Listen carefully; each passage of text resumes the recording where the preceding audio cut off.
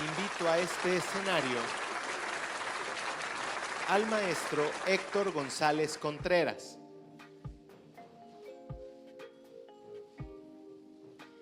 al licenciado Diego García Hernández,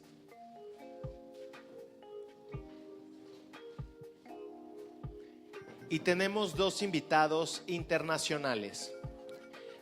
Por Venezuela, Alfonso Adriens, y Lautaro Di Gregorio, por Argentina.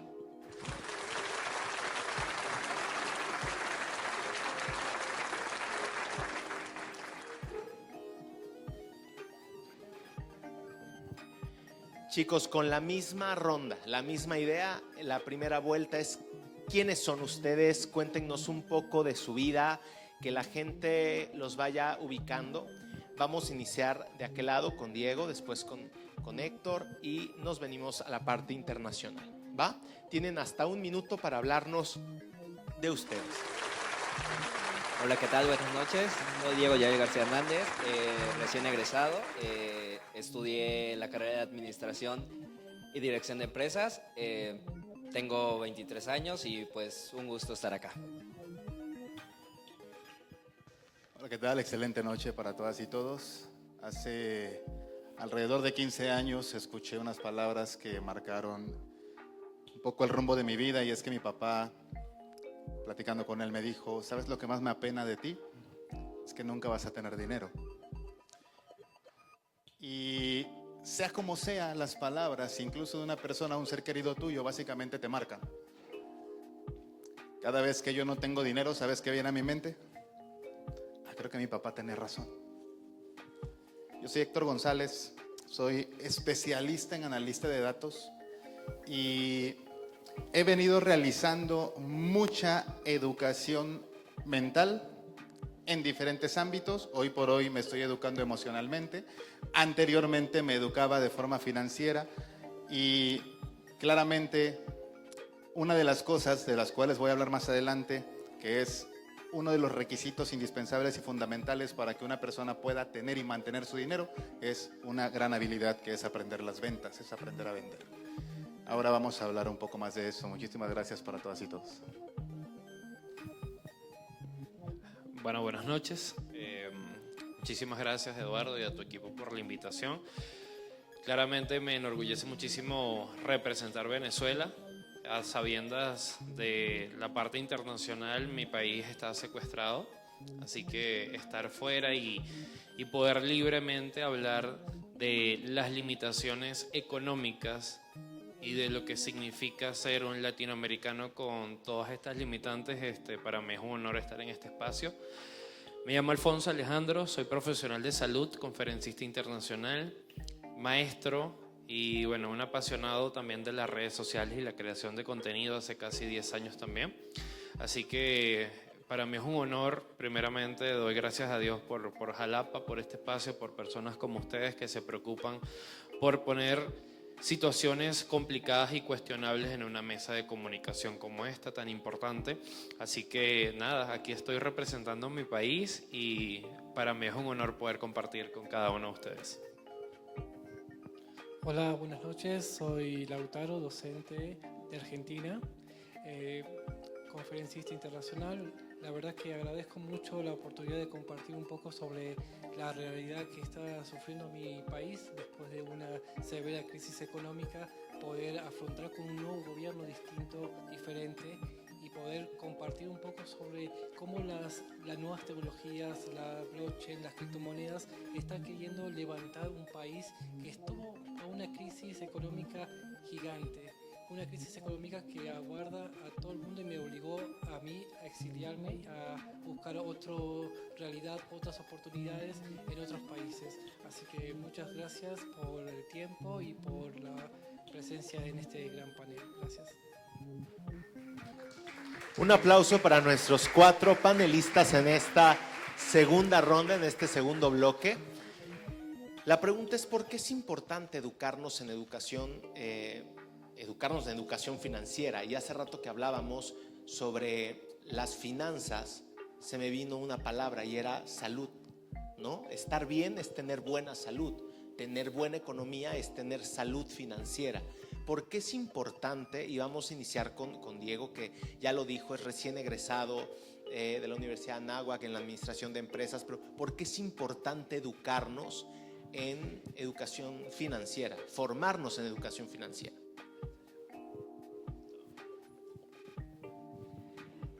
Retomo muchas palabras que dieron los anteriores panelistas. Esto se debería tomar desde antes porque la educación financiera yo creo que la vi hasta que entré en la carrera, y eso porque iba a estudiar administración y dirección, pero no sé, si hubiera estado en una carrera, no sé, como medicina, yo creo que no hubiera tomado riendas de esto. Y la verdad es de suma importancia, ya que muchas personas hoy en día no tenemos esta visión de ahorrar para, pues no sé, ahorrar para este mes tan solo, o sea, y esto es bastante importante porque nunca uno sabe qué imprevisto se va a tener en hoy, mañana o no, o en otro día, pero entonces esto es bastante importante y yo creo que se debe tomar mucha conciencia en esto de educación financiera.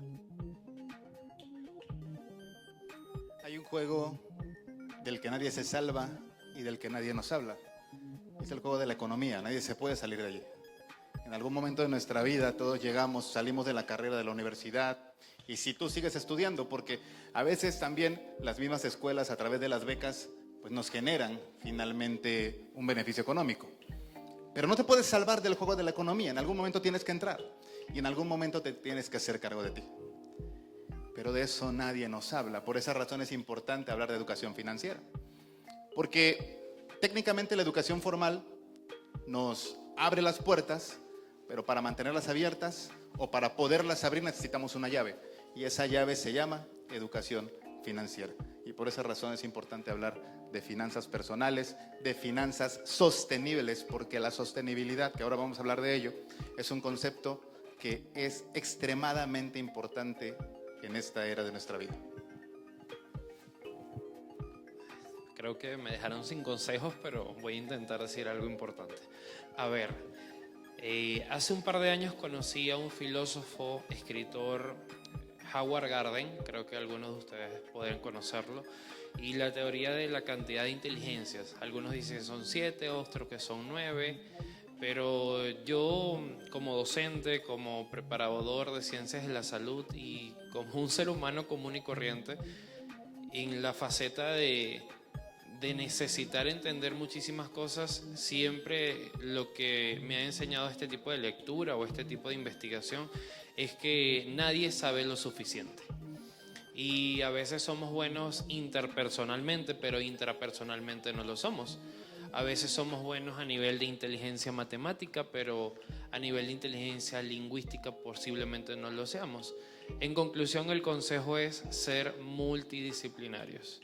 Independientemente lo que estudies, si es una ciencia de la salud, si es la administración, si es el show business o el don que Dios y la vida te han entregado, nada te asegura el éxito, en mi conclusión y en las oportunidades que Dios y la vida me han permitido. Lo que te tiene que interesar es aprender de todo un poco. No nos vamos a hacer expertos en blockchaining, no nos vamos a hacer expertos en metaverso. En mi caso como venezolano, y ahí le pido un segundito más a Eduardo, es que como migrante muchísimas veces te vuelves experto en billeteras digitales, en criptomonedas, en PayPal, en Binance, en USDT, en infinidad de cosas que yo en mi vida les juro que había escuchado. Muchísimo menos de cómo todavía funciona el Bitcoin, todavía no lo entiendo, lo confieso. Pero en conclusión es, si entendemos que debemos aprender de todo un poquito, la vida se hace más fácil. Entonces creo que cómo aprender inteligencia financiera viene de cómo aprender cualquier cosa. Ninguno nace suficientemente entendido y ninguno se muere suficientemente aprendido. Cuando entendamos esa parte, aprenderemos mejor a gastar las monedas o a conseguir las monedas que nos hacen falta. No, la verdad que increíbles consejos. Muchos creen que tener más ingresos, tener más trabajo, optimizar el tiempo y tener un flujo constante de de capital es la clave para una inteligencia financiera saludable, pero la verdad que en la práctica no es así. Uno, si no sabe cómo administrar todo ese flujo constante de dinero, siempre termina yendo al fracaso. El dinero no nos alcanza, no llegamos a fin de mes, y siempre creo que antes de invertir hay que estar preparado.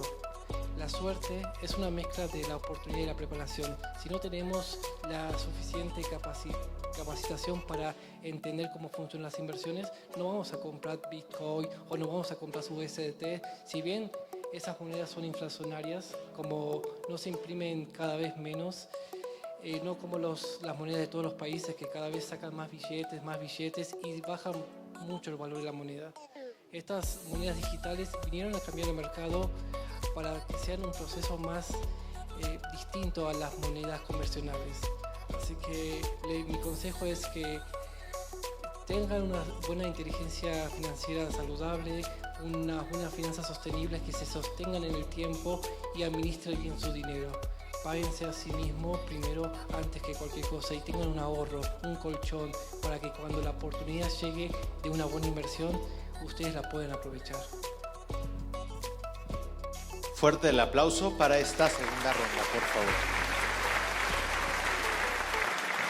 La pregunta es la misma del primer bloque. Los tips, las recomendaciones. Las juventudes están en esta confusión de que mientras el mundo cada vez va más acelerado, parece que la economía tiene que ir a ese ritmo, y entonces hubo una generación que crecimos con la cultura del esfuerzo, creyendo que íbamos a llegar en algún momento de nuestras vidas a ese techo financiero saludable. Hoy hay una tendencia juvenil en la que no están dispuestos a esperar tanto para llegar a ese techo. Entonces, ¿cuáles serían los tips? Esa sería la pregunta para ustedes dos. Y yo tengo una pregunta para ustedes dos. ¿Qué pasó en Venezuela? ¿Qué pasó en Venezuela cuando vemos videos de los billetes tirados en la calle como si fuesen basura? ¿Qué pasó? ¿Por qué la economía colapsó? ¿Qué sucedió en Argentina, que teniendo factores importantes a nivel internacional y de lo que se presume mucho en eso de ser una cultura sencillita, tenían ustedes al Papa, al Messi, a representantes de la ONU, y es un país poderoso? ¿Por qué tocó fondo con esta, ¿cómo se llama? La inflación más importante de su historia? Entonces son dos preguntas. Comenzamos con ustedes. Sí. Bueno, en mi corta experiencia, algo que sí recomendaría es esto mismo de tener ahorro, porque uno como joven ahorita tiene este confort de que, oye, voy a salir acá, ¿me puedes prestar? No, sí, acá tienes. O, oye, ¿qué crees? Salió de imprevisto una salida con mis amigos. No, pues sí, toma. Pero ya uno que llega a este mundo laboral ya cambia completamente esta visión. O sea, ya no puedes tener esta sostenibilidad que tenías de, acá tengo este colchoncito. No, ahora tú tienes que buscar este cambio, este colchoncito por parte tuya, personalmente. Entonces, pues, principalmente eso es lo que yo les daría de tip. Yo sé que seguramente has leído esta frase que menciona, y voy a utilizar estas palabras no de forma despectiva, sino porque solamente así lo manifiesta esta frase. Y dice: los pobres creen que los ricos ganan 30,000 pesos mensuales, y 30,000 pesos mexicanos hacen referencia un poquito más de $1,500 para todas aquellas personas que nos están viendo en algunos otros países. Y la frase decía: los ricos creen que los pobres ganan 30,000 pesos mensuales. ¿Te das cuenta entonces cómo el ingreso es relativo? Va a depender de la percepción que tengas acerca del ingreso. Uno de mis mayores logros profesionales fue haber llegado a ser titular de recursos humanos de una institución de salud a nivel nacional con la administración anterior, con el expresidente de la República. Estuve en una institución de salud y me tocó administrar a nivel nacional todos recursos humanos con todo el proceso de nómina y todo lo que tenía allí. ¿Sabes? Todo el ingreso que yo tenía allí igual no me alcanzaba. Entonces tú decías, bueno, ¿de qué se trata el juego del dinero? Si tú tienes un gran puesto tienes un gran ingreso, pero tampoco alcanza. Y entonces decidí renunciar y venirme para acá y ya no hacer nada, porque igual no me iba a alcanzar. Me estaba matando yendo cada fin de semana a México, iba, venía, Ciudad de México, venía cada fin de semana con riesgo de accidente, con riesgo de cualquier cosa, por la misma razón en la cual podría decir me encuentro en este momento. De todos modos, el dinero no alcanza, porque no tiene que ver con lo que ganas, tiene que ver en cómo haces que ese dinero se mantenga y cómo haya un flujo de efectivo a través de lo que tú sabes hacer. Y es ahí donde va mi consejo. No busques el recurso, conviértete en el recurso. Tienes muchos recursos intelectuales, tienes muchas ganas, tienes mucho corazón, tienes mucho deseo, tienes mucha pasión. Mételo a tu cabeza, mételo a tu mente y conviértete en ese recurso y monetízate. Ese es mi consejo, monetízate.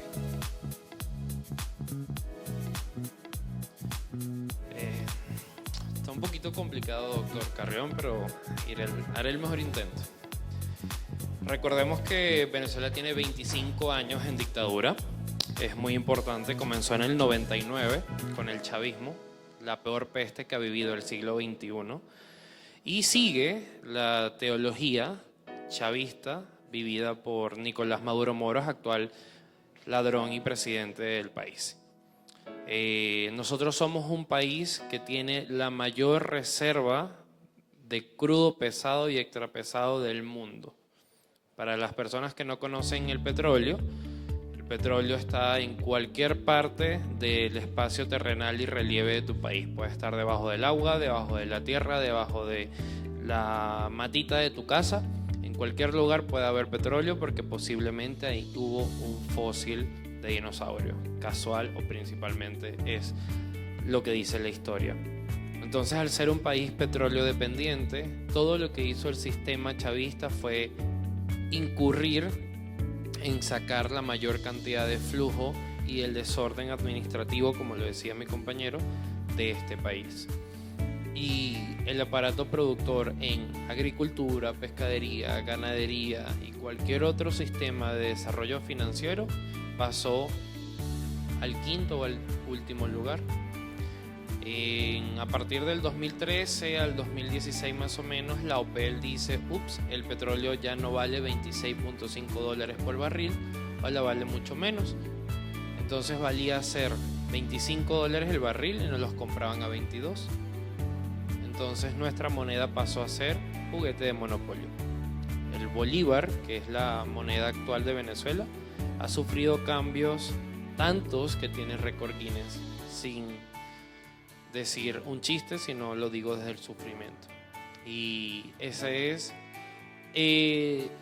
lo absurdo de este país, que Venezuela ahora tú puedes pagar con Bitcoin, USDT, con PayPal, con Payoneer, y muchísimas personas han vivido todo el proceso de blockchaining en Venezuela, y es asombroso cómo el venezolano se ha reinventado. Entonces, sí lo puedo decir desde el dolor, pero lo digo desde la libertad de mi matriz de opinión, y lo digo desde la admiración de todas las personas que todavía pueden y tratan de sobrevivir en un país secuestrado, pero que pronto renacerá como el Fénix. Muchas gracias. Bueno, como nuestra fama nos precede, somos un país con mucha gente orgullosa. Tenemos el ego y la autoestima muy alto, pero la verdad que somos personas con un corazón enorme. Somos solidarios, somos familiares. La verdad que todos nuestros hermanos latinoamericanos que llegan a Argentina siempre son recibidos con un mate, con un abrazo y con los beneficios que puede encontrar cualquier argentino. La salud pública, educación de calidad universitaria muy buena, de muy buen alto nivel, totalmente gratuita. Y la verdad que como somos tan orgullosos, nos cuesta un poco recibir ayuda. No recibimos ayudas de otros países para sortear todos esos beneficios que le damos a todas las personas. En el caso de México, que en cierta forma recibe alguna ayuda de Estados Unidos para solventar todos los planes, los beneficios que le dan a las personas, bueno, Argentina sigue estando en ese tema durante 20 años. Hemos vendido muchos recursos a otros países, hemos vendido tierras, explotado mucho lo que es la Argentina, que tiene muchos recursos muy ricos y potenciales para todo el mundo. Reservas de litio, que el litio es el oro blanco, que es lo que se viene hoy en día con el tema de las baterías y es lo que viene del futuro. La verdad que Argentina con este nuevo gobierno ha cambiado un poco la mentalidad. Venimos de una inflación del más de 200%, con devaluaciones de monedas, billetes de 2 pesos que ya no sirven, que se devalúan, y cada vez imprimimos más billetes, más monedas, y eso devalúa mucho el peso argentino. Imagínense el antes y el después del nuevo gobierno, cómo cambió la economía, se triplicó al valor que estaba antes, y ahora estamos en una economía más estable. Estábamos en una inflación exponencial. Cada vez crecía más el dólar, el peso, cada vez costaba mucho llegar a fin de mes. Los sueldos bajaban, no subían, todos los impuestos aumentaban, era muy difícil vivir en Argentina en esa situación. Pero queremos que este gobierno pueda ser un poco más optimista con la gente y recuperar un poco lo que es la parte del país que se perdió durante 20 años que estuvieron el anterior gobierno. Muchas gracias. Muchas gracias a ustedes, un aplauso para los ponentes. Y bueno, la pregunta sorpresa, que es muy puntual, es para ustedes, ¿qué es ser pobre? ¿Qué es ser rico? ¿Va? ¿Quién quiere comenzar? Para mí, ser pobre es no poder contar con la capacitación, con el conocimiento, con un libro.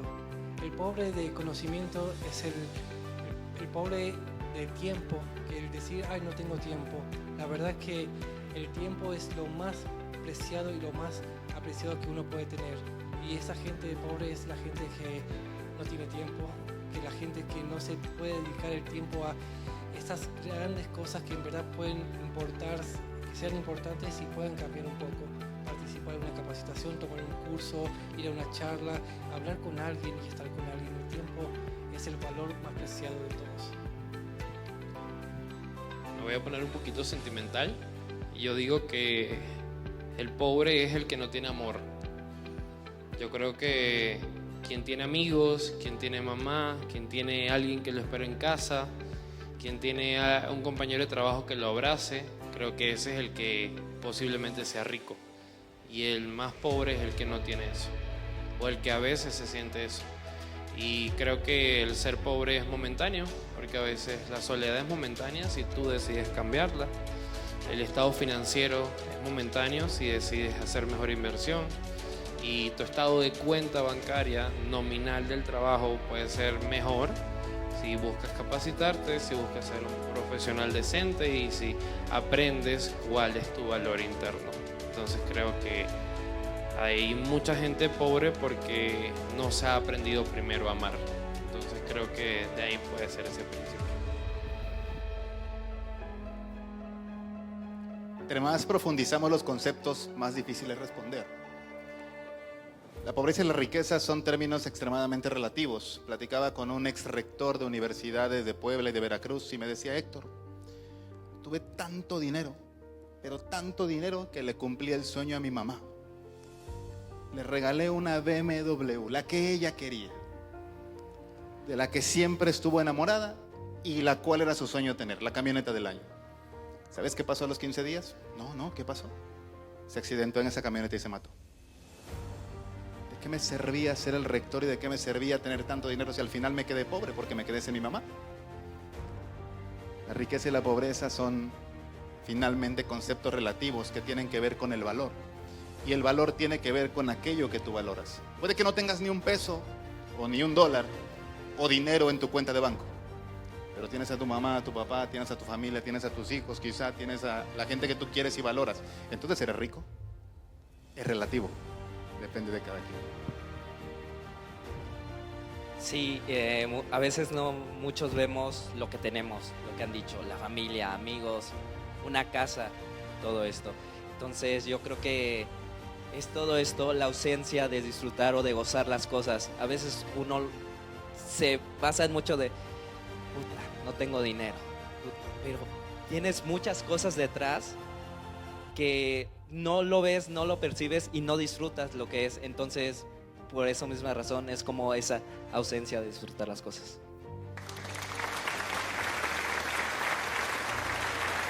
Sí creo y concluyo que le hemos dado por mucho tiempo un valor al dinero. Hemos creído que el dinero es la base de la estructura de la felicidad. Y si bien, porque por muy románticos que nos pongamos, sabemos que uno tiene que comer y la familia tiene que comer. Recuerdo que en una brigada que invitamos a unos padres de familia a que nos acompañaran a limpiar un parque, me dijo el padre de familia: discúlpeme, pero yo tengo que ir a trabajar porque yo tengo que mantener a mi familia, así que me aguante el arbolito un poco. Y me lo dijo con esta reflexión de, sí, yo sí quisiera hacer algo por el mundo, pero también tengo que trabajar. Entonces, no quiero polemizar nada, solo quiero que aprendamos en este foro y con las conferencias que ustedes van a encontrar de manera online, cómo le hemos dado un valor tal vez equívoco a esto que suena y que se convierte, o al billete que después se convierte en algunos países en basura, y que paradójicamente está haciendo la gente, está invirtiendo, moviendo sus finanzas, teniendo una wallet, aprendiendo nuevos conceptos como un Bitcoin, ¿sabes? Y todas estas cosas. Yo les agradezco sus opiniones y de eso se tratan los foros y los paneles inteligentes, que buscamos que aquí no hay verdades absolutas, buscamos despertar en ti una duda, porque cuando sucede una duda en tu cerebro, ahí empieza la verdadera revolución. Y si esa duda genera otra, entonces vas a estar en la búsqueda constante de alinearte. Así que muchísimas gracias a nuestros panelistas. Vamos a darles un gran aplauso. Preparamos los diplomas para entregarlos, por favor. Entregamos los certificados de este cuarto Foro Mundial de Educación Financiera.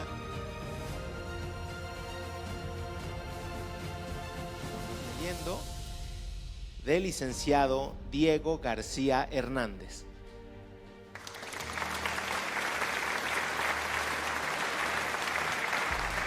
Del licenciado Héctor Guadalupe González Contreras.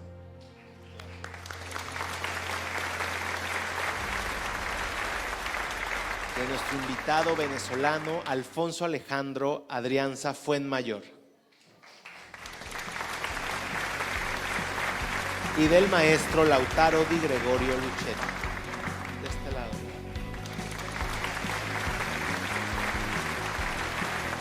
Nos hacemos más chiquitos para que quepamos todos en el centro.